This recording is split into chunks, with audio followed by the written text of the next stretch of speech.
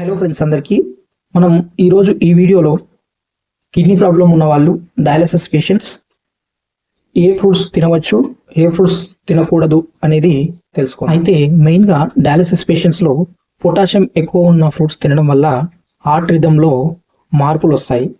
అందుకే dialysis patients fruits తినే ముందు వాటిలో పొటాషియం కంటెంట్ ఎంత ఉంటుంది అనేది తెలుసుకొని తినడం వల్ల సేఫ్గా ఉండొచ్చు. అదేవిధంగా డయాలసిస్ పేషెంట్స్కి వాటర్ రెస్ట్రిక్షన్ ఉంటుంది, అంటే ఫ్లూయిడ్ రెస్ట్రిక్షన్. సో ఫ్లూయిడ్ ఎక్కువ ఉన్న ఫ్రూట్స్ని అవాయిడ్ చేయడం అనేటువంటిది మంచిది. అయితే తినవలసిన ఫ్రూట్స్ ఏంటనేది ఇప్పుడు చూద్దాం. మొదటగా యాపిల్లో పొటాషియం కంటెంట్ తక్కువగా ఉంటుంది, అదేవిధంగా ఫైబర్ ఎక్కువగా ఉంటుంది. అయితే ఈ ఫైబర్ అనేటువంటిది డైజెషన్ యొక్క పనితీరుని పెంచుతూ ఉంటుంది. కాబట్టి ఈ యాపిల్ అనేటువంటిది డైలీ ఒకటి తీసుకోవడం వల్ల డయాలసిస్ పేషెంట్స్కి ఈ గట్ రిలేటెడ్ ఇష్యూస్ క్లియర్ అవుతాయి. ఎందుకంటే డయాలసిస్ పేషెంట్స్లో ఈ డయాలసిస్ చేయడం వల్ల వాటర్ రిమూవల్ చేస్తాం కదా, దానివల్ల హైడ్రేషన్ తక్కువ ఉండి గట్ రిలేటెడ్ ప్రాబ్లమ్స్ ఉంటాయి.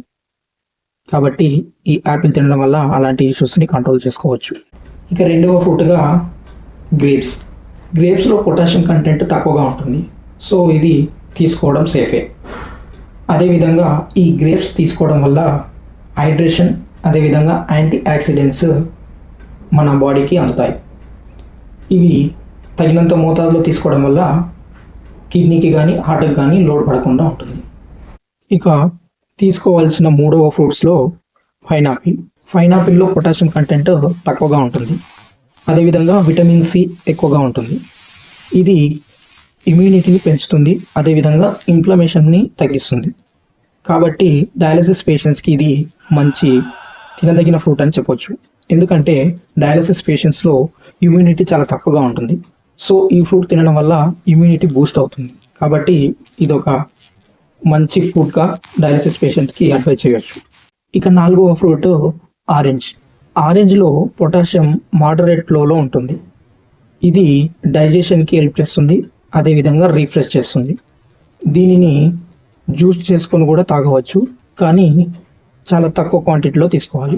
ఎందుకంటే ఫ్లూయిడ్ రెస్ట్రిక్షన్ ఉంటుంది కాబట్టి తక్కువ క్వాంటిటీలో తీసుకుంటే సేఫ్గా ఉండొచ్చు. అయితే ఈ 4 ఫ్రూట్స్ అనేటువంటివి డయాలసిస్ పేషెంట్ కానీ అదేవిధంగా కిడ్నీ ప్రాబ్లం ఉన్న వాళ్ళు కానీ కొద్దిగా తీసుకోవచ్చు. ఇప్పుడు లిమిటెడ్గా తీసుకోవచ్చు అనుకునే ఫ్రూట్స్ ఏంటనేవి చూద్దాం. మొదటగా బనానాలో పొటాషియం ఎక్కువగా ఉంటుంది. అయితే డయాలసిస్కి ముందు ఈ బనానా తీసుకొని డయాలసిస్కి వెళ్ళినట్లయితే పొటాషియం తగ్గిపోతుంది. కాబట్టి డయాలసిస్కి ముందు రోజు కానీ డయాలసిస్ డే ముందు కానీ ఈ బనానాని 1 లేదా 2 స్లైడ్స్ తీసుకోవచ్చు. అవాయిడ్ చేస్తే మంచిది. కంపల్సరీ తీసుకోవాలి అనిపించే వాళ్ళు ఉంటారు కొందరు, వాళ్ళకి 1 లేదా 2 పీసులు తీసుకోవచ్చు. అదేవిధంగా రెండవది మ్యాంగోలో పొటాషియం మోడరేట్గా ఉంటుంది, అదేవిధంగా షుగర్స్ కూడా ఉంటాయి.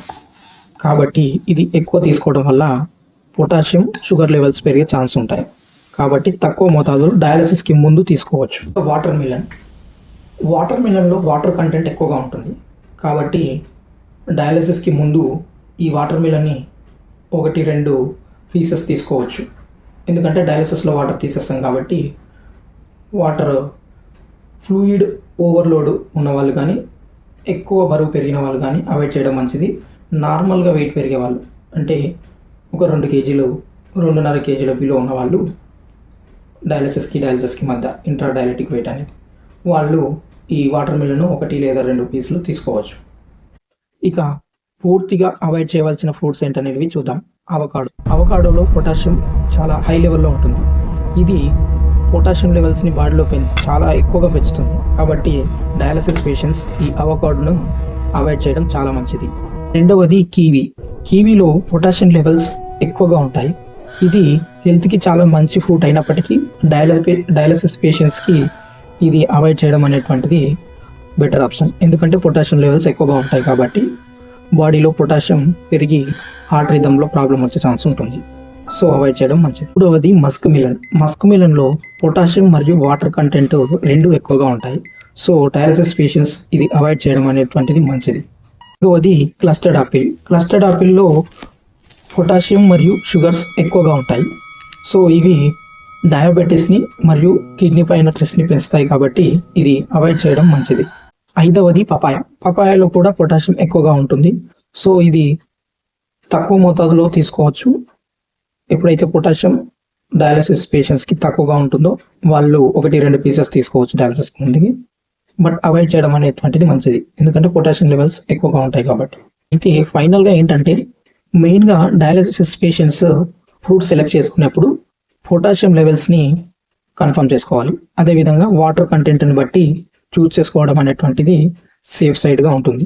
లో పొటాషియం ఉన్నటువంటి ఫ్రూట్స్ని తీసుకోవచ్చు. అదేవిధంగా వాటర్ కంటెంట్ తక్కువగా ఉన్న ఫ్రూట్స్ని తీసుకోవచ్చు. ఈ డయాలసిస్ పేషెంట్స్కి ఈ డైట్ మెయింటెనెన్స్ అనేది ఒక మెడిసిన్ లాంటిది. మెడిసిన్ యూజ్ చేయకుండానే కొన్ని డైట్తో మేనేజ్ చేసుకోవచ్చు. ఏంటంటే ఇప్పుడు పొటాషియం ఎక్కువ ఉన్న ఫ్రూట్స్ తీసుకుంటారు, దానికి పొటాషియం తగ్గడానికి మెడిసిన్ తీసుకోవాల్సిన అవసరం పడుతుంది. అదే పొటాషియం లేని ఫ్రూట్స్ని చూస్ చేసుకోవడం వల్ల ఆ మెడిసిన్ అనేటువంటిది తీసుకోవాల్సిన అవసరం ఉండదు కదా. అందుకే ఈ డైట్ ప్లాన్ అనేటువంటిది పొటాషియం తక్కువ ఉన్నాయి చూసుకోండి, అదేవిధంగా వాటర్ కంటెంట్ తక్కువ ఉన్నటువంటివి చూస్ చేసుకోండి.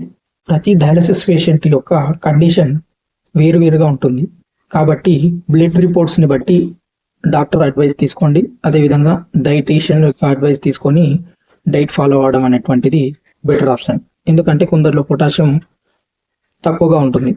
డయాలసిస్ పేషెంట్స్ అందరికీ పొటాషియం ఎక్కువగా ఉండాలని ఏం లేదు కాబట్టి బ్లడ్ రిపోర్ట్ని బట్టి డాక్టర్ ఇచ్చే అడ్వైస్ని ఫాలో అవుతూ ఈ డైట్ని మెయింటైన్ చేయడం అనేటువంటిది డయాలసిస్ పేషెంట్స్కి చాలా సేఫ్ సైడ్గా ఉంటుంది.